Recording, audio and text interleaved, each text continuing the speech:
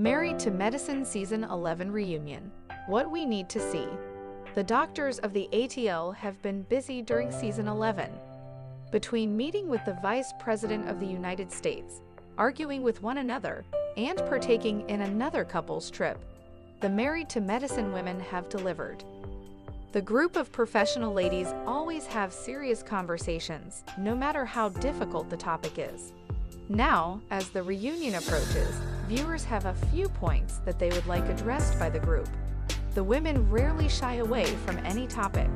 In the past, we've seen Dr. Simone Whitmore talk about her separation, and Dr. Jackie Walters opened up about her husband's infidelity.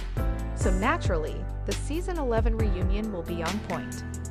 Are Gregory Lunsford and Sweet Tea Lunsford okay? During the season finale of Married to Medicine, Letitia Lunsford and Gregory Lunsford left Key West early. The crux of the issue seemed to stem from his ex-wife, Quad Webb, also being on the trip with her new boyfriend. The newlyweds just decided it was best if they separated themselves and returned home. But when he got back in Atlanta, Dr. Greg couldn't keep himself calm and was still fired up from the beach altercation. He and Sweet Tea were caught in a hot mic moment that left fans worried. After storming off to the bedroom, the couple kept arguing. "It's your fault. Don't say *** to make me go off." Gregory could be heard saying, "It's really not my fault," responded Letitia. "I'm entitled to my opinion, Gregory." However, Gregory doubled down, noting, "I don't know who you think you're talking to." The entire behind-the-doors scene felt uncomfortable, and I hope Andy Cohen brings up the off-camera argument and gets to the bottom of the fight, while also letting Gregory know he was wrong to speak to Sweet Tea in that manner. I think we know the answer because Phaedra Parks is back on The Real Housewives of Atlanta after accepting her peach. But the lawyer left Key West in quite a dramatic fashion. After swearing she had no idea that Apollo Nido was going to be on the couple's trip, Phaedra found herself in quite a predicament. She invited her new love interest, who was close to Apollo. Already, the pot was being stirred, but Phaedra tried her best to play the victim. While on the beach, the former couple got into an argument that led to Phaedra feeling ganged up and hung out to dry by the mean girls of the group. The following day, she was out of the hotel and boarding a private jet back home. I think Phaedra had a right to be upset, but she played a massive part in her demise. I want to know where she stands with the other women.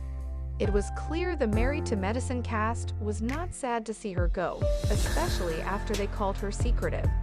I can only assume there is bad blood between Phaedra and the group, so let's get to the bottom of it. Fans need Heavenly Kimes to explain herself.